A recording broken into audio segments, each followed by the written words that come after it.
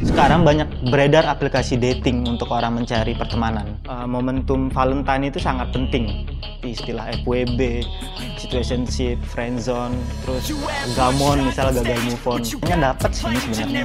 Cuma gue masih ini bagian ini brengsek banget ini.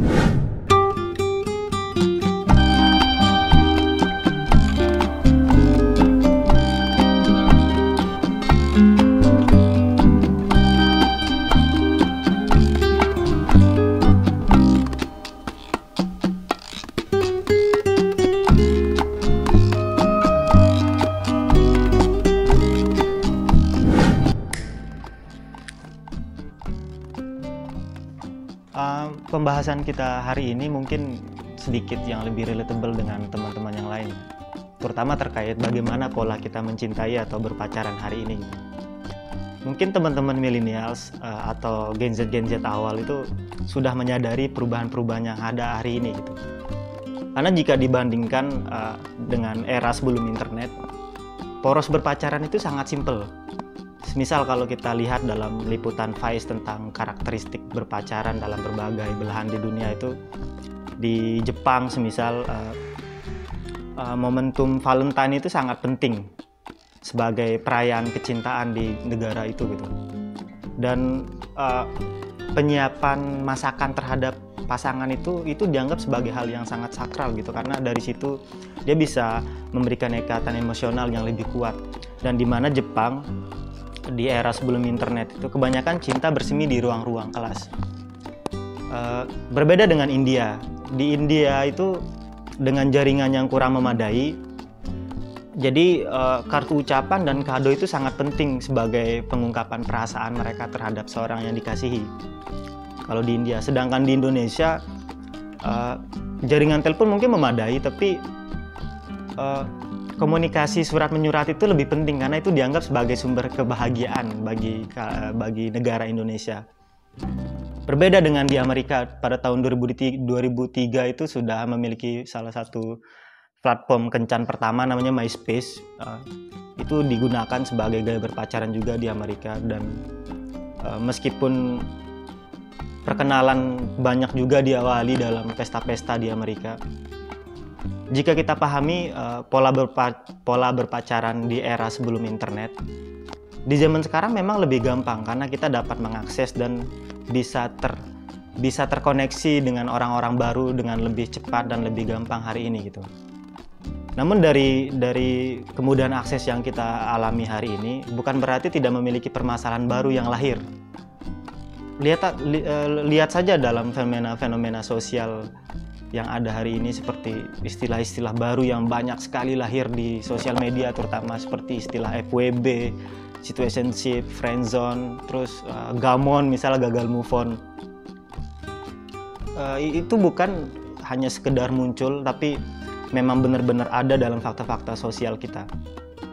Misal kayak friendzone, di mana orang dianggap sebagai sahabat oleh dambaan kekasihnya. Berbeda dengan situationship, di mana orang mengalami fase PDKT tapi sedang terjebak atas status yang tidak jelas gitu. Nah, dari kerumitan percintaan hari ini itu juga melahirkan kecemasan-kecemasan baru. Dari berbagai macam gaya berpacaran di setiap negara itu dapat kita pahami bahwa itu tidak lepas dari circle pertemanan yang luas, seperti yang di Jepang, di mana cinta bersemi di ruang-ruang kelas. Tapi bagaimana dengan masyarakat modern? Seperti yang kita tahu, modernitas itu kan melahirkan individualistik kan, di mana orang-orang lebih cenderung sendiri dan memiliki lingkar pertemanan yang lebih sempit. Namun dari permasalahan yang timbul itu, sekarang banyak beredar aplikasi dating untuk orang mencari pertemanan. Dengan kecanggihan algoritma sekarang itu, kita bisa menemukan seseorang yang dengan minat yang sama, dengan kita dapat bertemu dengan orang yang sefrekuensi, dengan kecenderungan yang sama, itu dengan kecanggihan algoritma. Namun dari adanya kemudahan tersebut bukan berarti tidak melahirkan problematik baru di zaman hari ini. Kalau kita lansir dari jurnal Cyber Psychology, Behavior and Networking, di sana mereka ngeliput tentang bagaimana pengaruh penggunaan intensitas aplikasi dating terhadap kecemasan sosial dan depresi. Dan kesimpulan mereka mengatakan bahwa pengaruhnya sangat kuat dari penggunaan intensitas itu. Karena meskipun kita gampang untuk bertemu dengan orang baru, tapi justru itu juga melahirkan permasalahan seperti catfishing, misal kalau kita lihat dalam dokumenter Netflix tentang Tinder Swindler gitu kan, dimana orang memalsukan identitasnya untuk mencari pasangan atau yang sifatnya scam lah untuk menipu, untuk memoroti seorang perempuan gitu. Nah, hal-hal semacam itu kan membuat pencarian kita akan seorang kekasih itu menjadi lebih rumit hari ini. Dan kalau kita lihat di Australia juga konseling-konseling yang banyak itu selalu disebabkan oleh tentang hubungan, tentang kecemasan sosial, tentang orang yang saya pantas nggak untuk mendapatkan seseorang ini, cara orang beradaptasi terhadap orang baru. Kebanyakan permasalahan-permasalahan itu yang menjadi sisi konseling di Australia gitu. Nah, dari hal tersebut sebenarnya apa yang berubah dari manusia? Ataukah kita manusia berubah? Ataukah teknologi yang masif, sosial media yang ada merubah pola interaksi kita? Atau jangan-jangan ini memang hasil dari disrupsi teknologi gitu?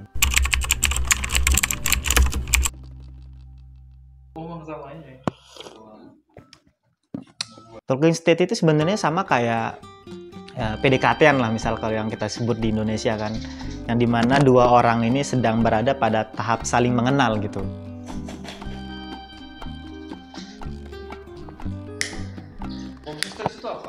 Anehnya, dari kemudahan-kemudahan yang saya jelaskan di awal tadi, seperti adanya dating apps dan segala macam itu, atau sosmed lah, IG atau Line dan segala macam. Anehnya tuh sekarang tuh banyak banget anak muda yang sedang mengeluhkan fase PDKT mereka gitu, terutama yang di luar ya, yang kalau kita pahami istilahnya itu sebagai talking stage gitu. Talking stage ini sama kayak PDKT-an, di mana dua orang berada pada tahap saling mengenal gitu.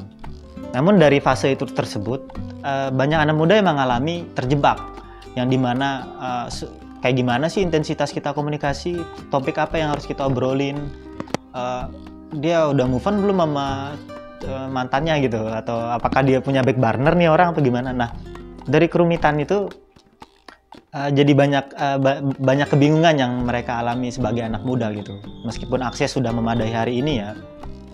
Dan kalau kita lihat dampak dari talking state itu bisa membuat orang merasa terjebak gitu, atau yang kita sebut dengan situationship hari ini, yang dimana dua orang menjalin relasinya dengan perasaan tapi tanpa status pacaran yang tidak jelas gitu. Jadi ngambang aja udah, mereka jalan keluar makan dan segala macam dengan sisi yang romantik tapi tanpa ada status hubungan yang jelas gitu. Terus apa dampak buruk dari hal tersebut? Padahal kan ya kalau kita lihat ya itu hal-hal biasa aja. Cuma kalau kita baca riset hari ini, seperti yang di konseling Australia misal, masalah problem hubungan itu menjadi alasan utama untuk orang konseling terhadap psikolog di Australia, tentang bagaimana mereka merasa takut ditinggalkan, apakah mereka pantas terhadap seseorang dan segala macam. Dari hal-hal tersebut menjadi dampak buruk bagi kesehatan mental anak muda. Mereka jadi mengalami depresi, kecemasan sosial dan segala macam. Nah, jika kita pahami kemudahan yang ada, masalah-masalah baru yang muncul dan segala macam, sebenarnya apa yang berubah? Apakah kita manusia yang berubah, atau teknologi membuat pola interaksi kita berubah? Tapi saya rasa ini memang dampak buruk dari disrupsi teknologi. Saya Dan Fakun Hairi, terima kasih dan sampai jumpa.